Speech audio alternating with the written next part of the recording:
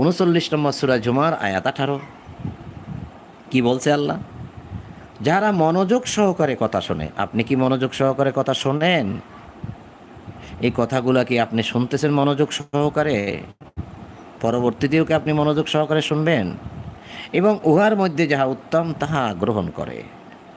ভালোটা গ্রহণ করলো। আমি 100টা কথা বললাম, তার মধ্যে ভালোটা সে নিল। আর এই কিতাব থেকে যে কথাগুলো হয় সেগুলো তো সবই ভালো, তা সে সেটাই নিল।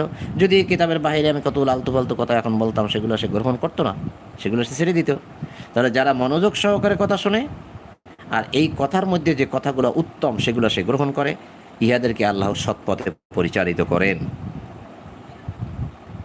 আল্লাহ কেন সৎপথে পরিচালিত করেন? তাকে যে শোনে, উত্তমটা গ্রহণ করে তাকে। আর এদেরকে আল্লাহ ঘোষণা করেছেন কি জানেন?